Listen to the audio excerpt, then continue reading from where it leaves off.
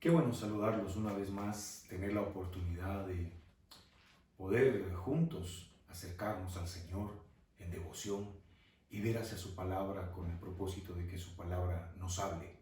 La Biblia sigue siendo la mente de Dios, la estrategia de Dios, y creo que en ella están contenidas todas las disciplinas necesarias para alcanzar los frutos que esta vida tiene para nosotros.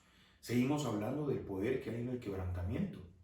Y estamos ya por algunas semanas analizando la vid o la viña como se conoce, o también el fruto, la planta de la uva, que es algo que Jesucristo de alguna manera utilizó como una figura, como una analogía de quién era Él, de quién era su Padre y quiénes habríamos de ser nosotros, sus hijos.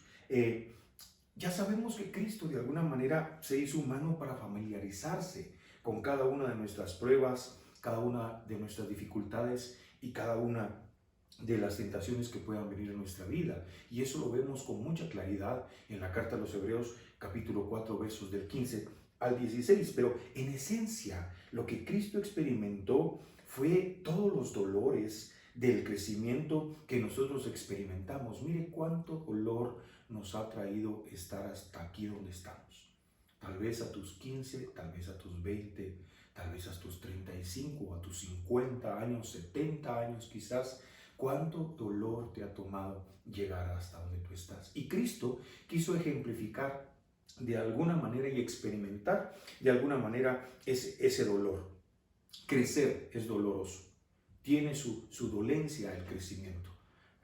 Mi hijo está pasando por la adolescencia y en ocasiones se despierta con dolores porque está creciendo, y el dolor es parte del crecimiento. No podemos dejar a un lado el dolor y debemos de ser conscientes que si queremos crecer, eso va a traer una cuota de dolor. Y a medida que Jesús crecía en esa estatura, sabemos que creció también en favor para con Dios y también en favor para con los hombres, que dicho sea de paso, también ese crecimiento es doloroso.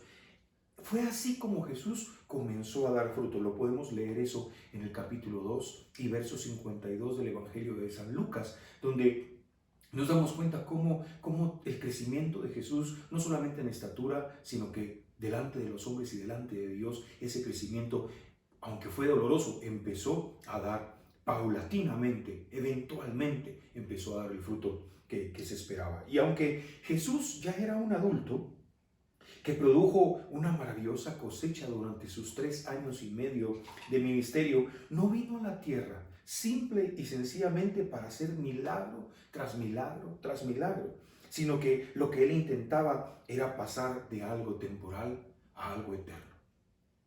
Y aunque Cristo se convirtió de alguna manera en un adulto físicamente, su espíritu cargaba dentro de él una promesa aún más grande que hacer milagros, aún más grande que hacer maravillas, aún más grande que sanar, aún más grande que multiplicar.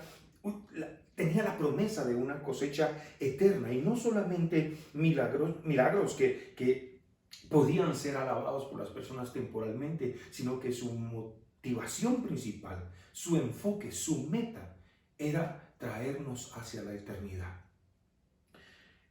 Y entonces, para que esa promesa espiritual naciera, que se diera evidencias de esa semilla sobrenatural, tenía que entrar Jesús en su propia versión de desarrollo. Cada uno de nosotros tenemos nuestra propia versión de desarrollo.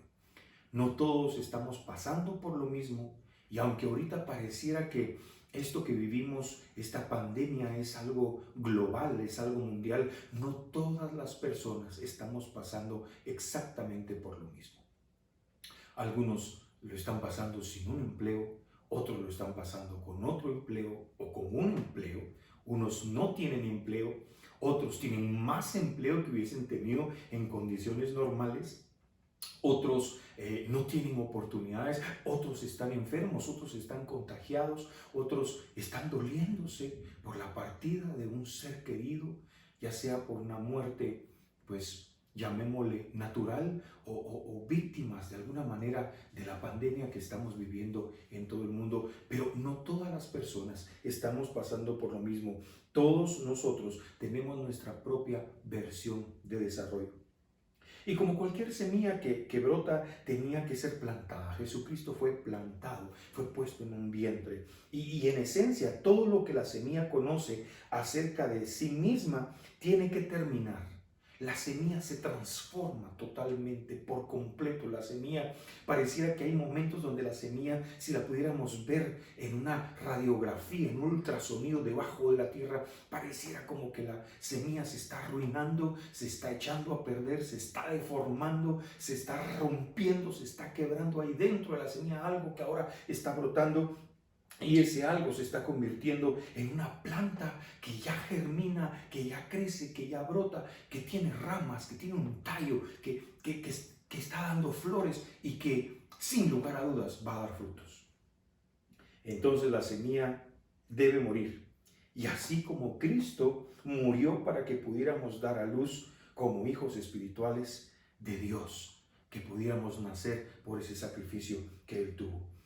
Y nació la descendencia divina de Dios.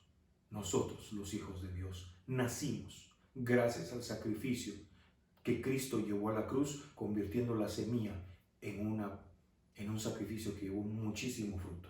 Ahora, tal como lo hizo con Cristo, Dios nunca nos destinó para permanecer en forma de semilla.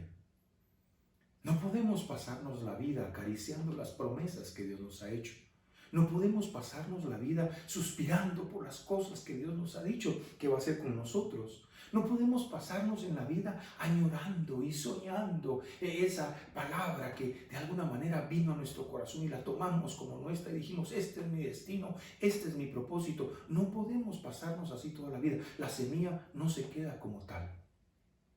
La semilla tiene que dar su fruto, la semilla se tiene que desarrollar. El Señor nos diseñó de esa manera, nos lo puso todo en semilla. Casi todo lo que Dios da viene en forma de semilla y nos diseñó así porque nada eterno podría existir temporalmente. El ser humano no fue creado ni diseñado por Dios para tener un paso por la vida y dejar de existir. El ser humano fue diseñado por Dios para tener eternidad dentro de su vida. El deseo de Dios siempre ha sido reconectarnos de nuevo con Él y llevarnos de lo finito que es esta vida en esta tierra a lo infinito que es la vida eterna que podemos tener aquellos que hemos abrazado y hemos creído en el sacrificio y en la resurrección gloriosa del Señor Jesucristo, así como en su ascenso a los cielos y en su pronta venida.